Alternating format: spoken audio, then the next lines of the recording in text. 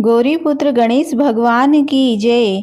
जय श्री कृष्णा। राधे राधे। बोलिए श्री सत्यनारायण भगवान की जय।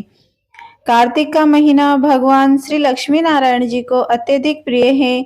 वैसे तो पूरे कार्तिक मास में श्री सत्यनारायण भगवान की कथा को सुनने से अनंत फलों की प्राप्ति होती है, किंतु देव उठनी एकादशी से लेकर कार्तिक पूर्णिमा तक के 5 दिनों में श्री सत्यनारायण भगवान की कथा को सुनने से मनुष्यों के सभी पाप और संकट कट जाते हैं तथा सभी मनोकामनाओं की पूर्ति होती है।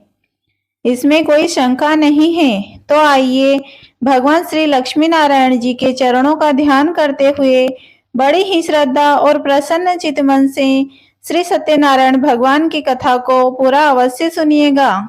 सनातन धर्म से जुड़ा शायद ही कोई ऐसा व्यक्ति होगा जिसने श्री सत्यनारायण कथा का नाम न सुना हो। इस कथा को सुनने का फल हजारों सालों तक किया गया यज्ञ के बराबर माना जाता है। शास्त्रों के मुताबिक ऐसा माना गया है कि इस कथा को सुनने वाला व्यक्ति अगर व्रत रखता है तो उसके जीवन के दुखों को श्री हरि विष्णु खुद ही हर लेते हैं। स्कंद पुराण के मुताबिक भगवान सत्यनारायण श्री हरि विष्णु का ही दूसरा रूप है। इस कथा की महिमा को भगवान सत्यनारायण ने अपने मुख से देवर्षि नारद को बताया है। पूर्णिमा के दिन इस कथा को सुनने का विशेष महत्व है। कलयुग में इस व्रत कथा को सुनना बहुत ही प्रभावशाली माना गया है। तो हमारी आपसे विनम्र विनती है कि इस कथा को पूरा अवश्य सुनिएगा। पुराणों में ऐसा भी बताया गया है कि जिस स्थान पर श्री सत्यनारायण भगवान की पूजा होती है वहां गौरी गणेश नवग्रह और समस्त दिक्पाल आ जाते हैं। केले के पेड़ के नीचे अथवा घर के ब्रह्म स्थान पर पूजा करना उत्तम फल देता है। भोग में पंजीरी पंचामृत केला और तुलसी दल विशेष रूप से शामिल करें। बृहस्पतिवार को कथा सुनना बहुत ही लाभकारी होता है। भगवान तो बस प्रेम और भाव के भूखे हैं। जब भी मौका मिले भगवान की कथा सुने और सुनाएं। आइए भगवान श्री लक्ष्मी नारायण जी के चरणों का ध्यान करते हुए इस कथा को सुनते हैं। एक समय की बात है, नैमिषारण्य तीर्थ में सोनकादिक 88,000 ऋषियों ने श्री सूत जी से पूछा, हे प्रभु, इस कलयुग में वेद विद्या रहित मनुष्यों को प्रभु भक्ति किस प्रकार मिलेगी तथा उनका उद्धार कैसे होगा। हे मुनि श्रेष्ठ, कोई ऐसा तप कहिए जिसमें थोड़े समय में पुण्य प्राप्त हो तथा मनवांछित फल भी मिले। वह कथा सुनने की हमारी प्रबल इच्छा है। सर्वशास्त्र ज्ञाता श्री सूत जी बोले, हे वैष्णवों में पूज्य, आप सबने प्राणियों के हित की बात पूछी है। अब मैं उस श्रेष्ठ व्रत को आप लोगों से कहूंगा जिस व्रत को नारद जी ने लक्ष्मी नारायण भगवान से पूछा था और श्री लक्ष्मीपति ने मुनि श्रेष्ठ नारद जी से कहा था। वह कथा ध्यान से सुनो।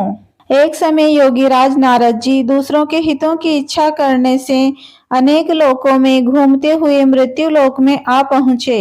यहाँ अनेक योनियों में जन्मे हुए प्राय सभी मनुष्यों को अपने कर्मों द्वारा अनेकों दुखों से पीड़ित देखकर विचार करने लगे, किसी यत्न के करने से निश्चय ही मानवों के दुखों का नाश हो सकेगा। ऐसा मन में सोचकर भगवान नारद विष्णु लोक को गए। वहां श्वेत वर्ण और 4 भुजाओं वाले देवों के ईश नारायण को, जिसके हाथों में शंख चक्र गदा और पद्य थे तथा वरमाला पहने हुए थे, देखकर स्तुति करने लगे। हे भगवान, आप अत्यंत शक्ति से संपन्न हैं। मन तथा वाणी भी आपको नहीं पा सकती। आपका आदि मध्य अंत नहीं है। निर्गुण स्वरूप सृष्टि के कारण भक्तों के दुखों को नष्ट करने वाले हो। आपको मेरा नमस्कार है। नारद जी की इस प्रकार की स्तुति सुनकर विष्णु भगवान बोले, हे मुनि श्रेष्ठ, आपके मन में क्या है? आपका किस काम के लिए आगमन हुआ है? निःसंकोच कहो। तब नारद मुनि बोले, मृत्युलोक में सब मनुष्य जो अनेक योनियों में पैदा हुए हैं, अपने अपने कर्मों के द्वारा अनेक प्रकार के दुखों से दुखी रहे हैं।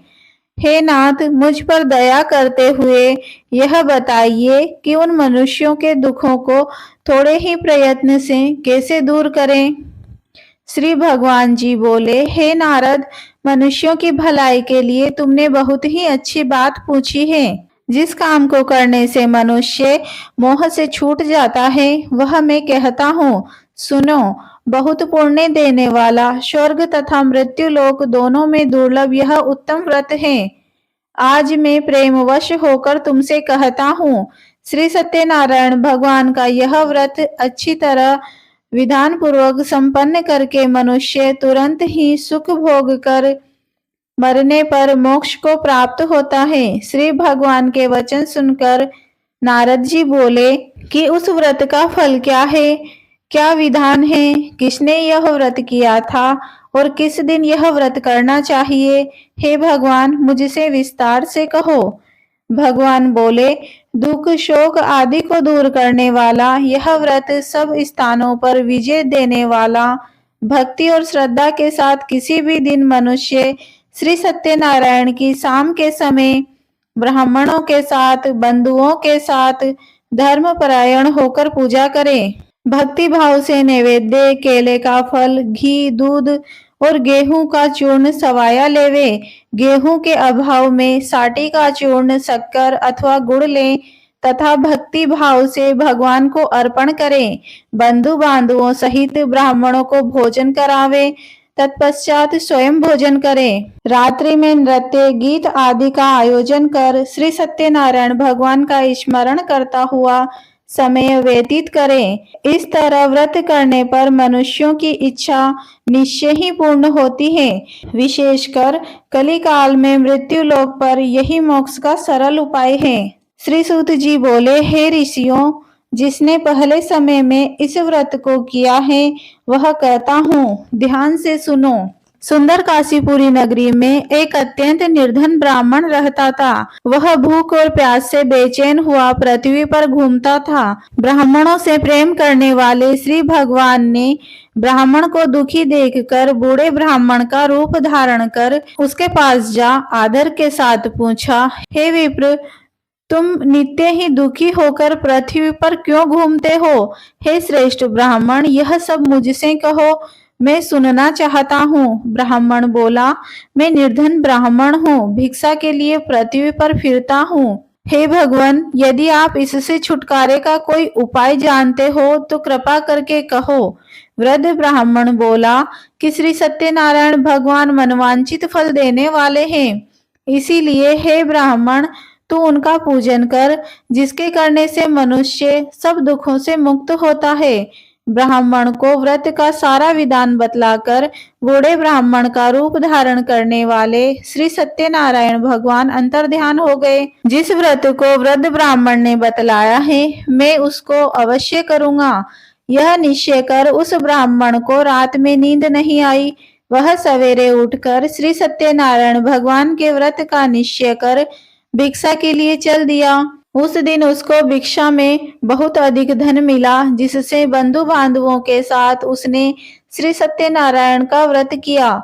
इसके करने से वह विप्र सब दुखों से छूटकर अनेक प्रकार की संपत्तियों से युक्त हुआ। उस समय से वह विप्र हर मास व्रत करने लगा। इस तरह सत्यनारायण भगवान के व्रत को जो करेगा वह सब पापों से छूटकर मोक्ष को प्राप्त होगा।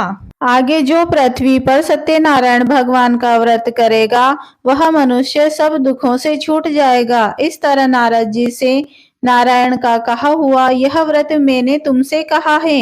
हे विप्रो, मैं अब और क्या कहूँ? ऋषि बोले, हे मुनीश्वर, संसार में इस विप्र को सुनकर किस किस ने इस व्रत को किया, हम सब सुनना चाहते हैं। इसके लिए हमारे मन में श्रद्धा है। सूत जी बोले, हे मुनियों, जिसने इस व्रत को किया वह सुनो। एक समय यह ब्राह्मण धन और ऐश्वर्य के अनुसार बंधु बांधुओं के साथ व्रत करने को तैयार हुआ। उसी समय एक लकड़ी बेचने वाला बूढ़ा आदमी आया और बाहर लकड़ियों को रख विप्र के मकान में गया। प्यास से दुखी लकड़हारा उनको व्रत करते देखकर विप्र को नमस्कार कर कहने लगा कि आप यह किसका पूजन कर रहे हैं और इस व्रत के करने से क्या फल मिलता है? कृपा करके मुझसे कहो। ब्राह्मण ने कहा, सब मनोकामनाओं को पूरा करने वाला यह श्री सत्यनारायण भगवान का व्रत है। इनकी ही कृपा से मेरे यहाँ धन धान्य आदि की वृद्धि हुई है। विप्र से इस तरह के व्रत के बारे में जानकर लकड़हारा बहुत प्रसन्न हुआ। भगवान का चरणामृत ले और भोजन करने के बाद अपने घर को गया। लकड़हारे ने अपने मन में इस प्रकार का संकल्प किया कि आज ग्राम में लकड़ी बेचने से जो धन मिलेगा उसी से सत्यनारायण देव का उत्तम व्रत रखूंगा। यह मन में विचार कर वह बूढ़ा आदमी लकड़ियां अपने सिर पर रखकर जिस नगर में धनवान लोग रहते थे वह ऐसे सुंदर नगर में गया। उस रोज वहां पर उसे उन लकड़ियों के दाम पहले दिनों से चौगुने मिले। तब वह बूढ़ा लकड़हारा दाम ले और अति प्रसन्न होकर पके केले के फल, शक्कर, घी, दूध, दही और गेहूं का चूरन इत्यादि लेकर व्रत की कुल सामग्रियों को लेकर अपने घर गया। फिर उसने अपने भाइयों को बुलाकर विधि के साथ भगवान जी का पूजन और व्रत किया। उस व्रत के प्रभाव से वह बूढ़ा लकड़हारा धन, पुत्र आदि से युक्त हुआ और संसार के समस्त सुख भोग कर वैकुंठ को चला गया। श्री सूत जी बोले, हे श्रेष्ठ मुनियों, अब आगे की कथा कहता हूँ, सुनो। पहले समय में उल्का मुख नाम का एक बुद्धिमान राजा था। वह सत्यवक्ता और जितेंद्रिय था। प्रतिदिन देव स्थानों पर जाता तथा गरीबों को धन देकर उनके कष्टों को दूर करता था। उसकी पत्नी कमल के समान मुख वाली और सती साध्वी थी। भद्रशिला नदी के तट पर उन दोनों ने श्री सत्यनारायण भगवान का व्रत किया। उस समय वहां एक साधु वैश्य आया। उसके पास व्यापार के लिए बहुत सा धन था। वह नाव को किनारे पर ठहराकर राजा के पास आया और राजा को व्रत करते हुए देखकर विनय के साथ पूछने लगा, हे राजन, भक्ति युक्त चित्त से आप यह क्या कर रहे हो?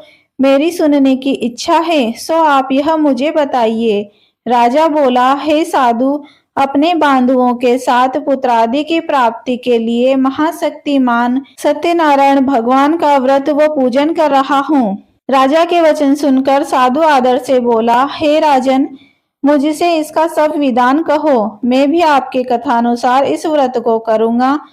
मेरे भी कोई संतान नहीं है और इससे निश्चय ही होगी। राजा से सब विधान सुन व्यापार से निवृत्त हो वह आनंद के साथ घर गया। साधु ने अपनी पत्नी से संतान देने वाले इस व्रत का समाचार सुनाया और कहा कि जब मेरे संतान होगी तब मैं इस व्रत को करूंगा। साधु ने ऐसे वचन अपनी पत्नी लीलावती से कहे। एक दिन उसकी पत्नी लीलावती पति के साथ आनंदित हो सांसारिक धर्म में प्रवृत्त होकर श्री सत्यनारायण भगवान की कृपा से गर्भवती हो गई तथा 10वें महीने में उसके एक सुंदर कन्या का जन्म हुआ। दिनों दिन वह इस तरह बढ़ने लगी जैसे शुक्ल पक्ष का चंद्रमा बढ़ता है। कन्या का नाम कलावती रखा गया। तब लीलावती ने मीठे शब्दों में अपने पति से कहा कि जो आपने संकल्प किया था कि भगवान का व्रत करूंगा, अब आप उसे करिए। साधु बोला, हे प्रिय, कन्या के विवाह पर व्रत करूंगा। इस प्रकार अपनी पत्नी को आश्वासन दे वह नगर को गया। कलावती पितृगृह में वृद्धि को प्राप्त हो गई। साधु ने जब नगर में सखियों के साथ अपनी पुत्री को देखा तो तुरंत ही दूत को बुलाकर कहा कि पुत्री के वास्ते कोई सुयोग्य वर देख कर लाओ। साधु की आज्ञा पाकर दूत कंचन नगर में पहुंचा और वहां पर खोज कर और देखभाल करके लड़की के लिए सुयोग्य वणिक पुत्र को ले आया।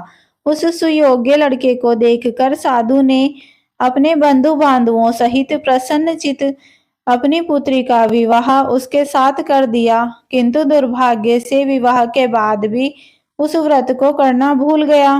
तब श्री भगवान क्रोधित हो गए और श्राप दिया कि तुम्हें दारुण दुख प्राप्त होगा। अपने कार्य में कुशल साधु बनिया जमाता सहित नाव को लेकर व्यापार करने के लिए समुद्र के समीप स्थित रत्नसारपुर नगर में गया और वहां दोनों ससुर जमाई चंद्रकेतु राजा के उस नगर में व्यापार करने लगे।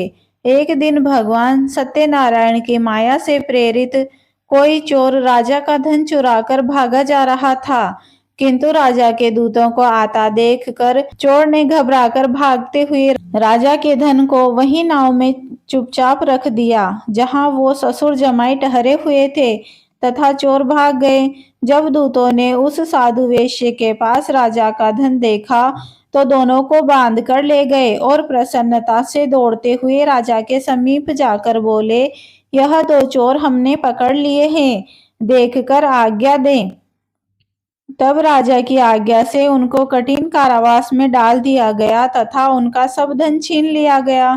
सत्यनारायण भगवान के श्राप के द्वारा उनकी पत्नी भी घर पर बहुत दुखी हुई और घर पर जो धन रखा था चोर चुरा कर ले गए। शारीरिक व मानसिक पीड़ा तथा भूख प्यास से अति दुखित हो अन्न की चिंता में कलावती एक ब्राह्मण के घर गई। वहां उसने सत्यनारायण भगवान का व्रत होते देखा, फिर कथा सुनी तथा प्रसाद ग्रहण कर रात को घर आई। माता कलावती ने कहा, हे पुत्री, अब तक कहाँ रही? वह तेरे मन में क्या है?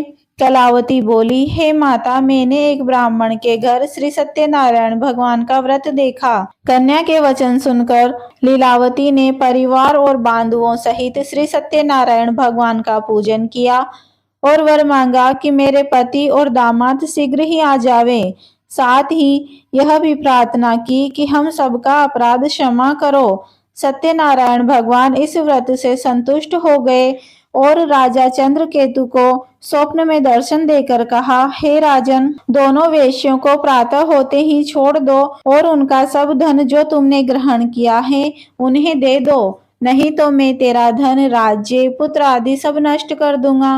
राजा से ऐसे वचन कहकर भगवान अंतर्ध्यान हो गए। प्रातःकाल राजा चंद्रकेतु ने सभा में अपना स्वप्न सुनाया और फिर दोनों वणिक पुत्रों को कैद से मुक्त कराकर सभा में बुलाया।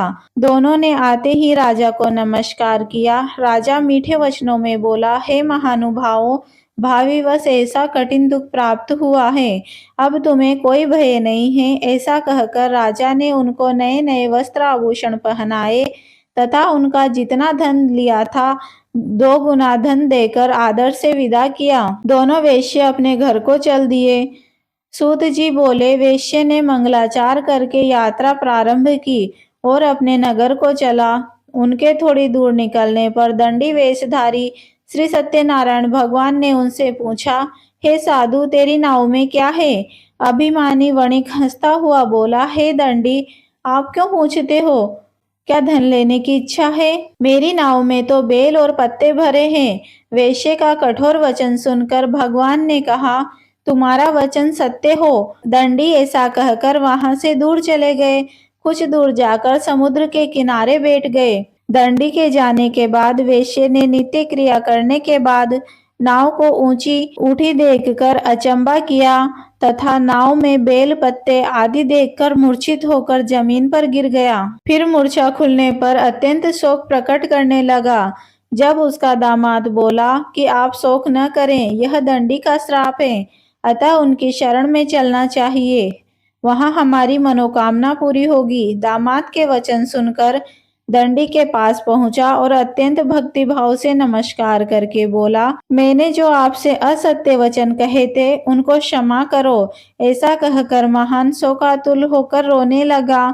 जब दंडी भगवान बोले, हे वणिक पुत्र, मेरी आज्ञा से बार बार तुम्हें दुख प्राप्त हुआ है, तू मेरी पूजा से विमुख हुआ। साधु बोला, हे भगवान, आपकी माया से ब्रह्मा आदि भी आपके रूप को नहीं जानते। जब मैं अज्ञानी कैसे जान सकता हूँ? आप प्रसन्न होइए, मैं सामर्थ्य के अनुसार आपकी पूजा करूँगा। मेरी रक्षा करो और पहले के समान नौका में धन भर दो। उसके भक्ति युक्त वचन सुनकर प्रसन्न हो उसकी इच्छा अनुसार वर देकर अंतर्ध्यान हो गए। तब उन्होंने नाव पर आकर देखा कि नाव धन से परिपूर्ण है। फिर वह भगवान सत्यनारायण का पूजन कर साथियों सहित अपने नगर को चला। जब अपने नगर के निकट पहुंचा तब दूत को घर भेजा। दूत ने साधु के घर जा उसकी स्त्री को नमस्कार कर कहा कि साधु अपने दामाद सहित इस नगर के समीप आ गए हैं। लीलावती और कलावती उस समय भगवान का पूजन कर रही थी। ऐसा वचन सुन साधु की स्त्री ने बड़े हर्ष के साथ सत्यदेव का पूजन कर इस पुत्री से कहा, मैं अपने पति के दर्शन को जाती हूँ, तू कार्य पूर्ण कर शीघ्र आ जाना। परंतु कलावती व्रत एवं प्रसाद को छोड़कर पति के पास चली गई। प्रसाद की अवज्ञा के कारण सत्यदेव ने रुष्ट हो उसके पति को नाव सहित पानी में डुबो दिया। कलावती अपने पति को न देखकर रोती हुई जमीन पर गिर गई। इस तरह नौका को डूबा हुआ तथा कन्या को रोता देख साधु दुखित हो बोला, हे प्रभु, मुझसे या मेरे परिवार से जो भूल हुई है उसे क्षमा करो। उसके दीन वचन सुनकर सत्यदेव प्रसन्न हो गए और आकाशवाणी हुई, हे साधु, तेरी कन्या मेरे प्रसाद को छोड़कर आई है, इसीलिए उसका पति अदृश्य हुआ है। यदि वह घर जाकर प्रसाद खाकर लौटे तो उसे पति अवश्य मिलेगा। ऐसी आकाशवाणी सुनकर कलावती ने घर पहुंचकर प्रसाद खाया, फिर आकर पति के दर्शन किए। तत्पश्चात साधु ने बंधु बांधुओं सहित सत्यदेव का विधि पूर्वक पूजन किया। इस लोक का सुख भोग कर अंत में स्वर्ग लोक को गए। सूत जी बोले, हे ऋषियों, मैं और भी कथा कहता हूँ, सुनो। प्रजापालन में लीन तुंगध्वज नाम का एक राजा था। उसने भी भगवान का प्रसाद त्याग कर बहुत दुख पाया। एक समय वन में जाकर वन्य पशुओं को मारकर बड़ के वृक्ष के नीचे आया। वहां उसने ग्वालों को भक्ति भाव से बांधुओं सहित श्री सत्यनारायण जी का पूजन करते हुए देखा। राजा देखकर भी अभिमानवश वहां नहीं गया और न ही नमस्कार किया। जब ग्वालों ने भगवान का प्रसाद उसके सामने रखा तो वह प्रसाद त्याग कर अपनी नगरी को चला गया। वहां उसने अपना सब कुछ नष्ट पाया तो वह जान गया कि यह सब भगवान ने ही किया है। तब वह विश्वास कर ग्वालों के समीप गया और विधि पूर्वक पूजन कर प्रसाद खाया तो सत्यनारायण देव की कृपा से सब कुछ पहले जैसा ही हो गया। फिर दीर्घ काल तक सुख भोग कर मरने पर स्वर्ग लोक को गया। जो मनुष्य इस परम दुर्लभ व्रत को करेगा, भगवान की कृपा से उसे धन धान्य की प्राप्ति होगी। निर्धन धनी और बंदी बंधन से मुक्त होकर निर्भय हो जाता है। संतानहीनों को संतान की प्राप्ति होती है तथा सब मनोरथ पूर्ण होकर अंत में वैकुंठ धाम को जाता है। जिन्होंने पहले इस व्रत को किया, अब उनके दूसरे जन्म की कथा कहता हूँ। वृद्ध सतानंद ब्राह्मण ने सुदामा का जन्म लेकर मोक्ष को पाया। उल्का मुख नाम का राजा दशरथ होकर बैकुंठ को प्राप्त हुआ। साधु नाम के वैश्य मोरध्वज स्वयंभू मनु हुए। भगवान में भक्ति युक्त हो कर्म मोक्ष को प्राप्त हुआ। मित्रों, पूरी सत्यनारायण व्रत कथा का निहितार्थ यह है कि लौकिक एवं परलौकिक हितों की साधना के लिए मनुष्य को सत्य आचरण का व्रत लेना चाहिए। सत्य ही भगवान है, सत्य ही विष्णु है। लोक में सारी बुराइयों और कलेशों का मूल कारण सत्य आचरण का अभाव है। इसी प्रकार से श्री सत्यनारायण कथा संपूर्ण हुई। श्रीमन नारायण नारायण हरि हरि। बोलो सत्यनारायण भगवान की जय।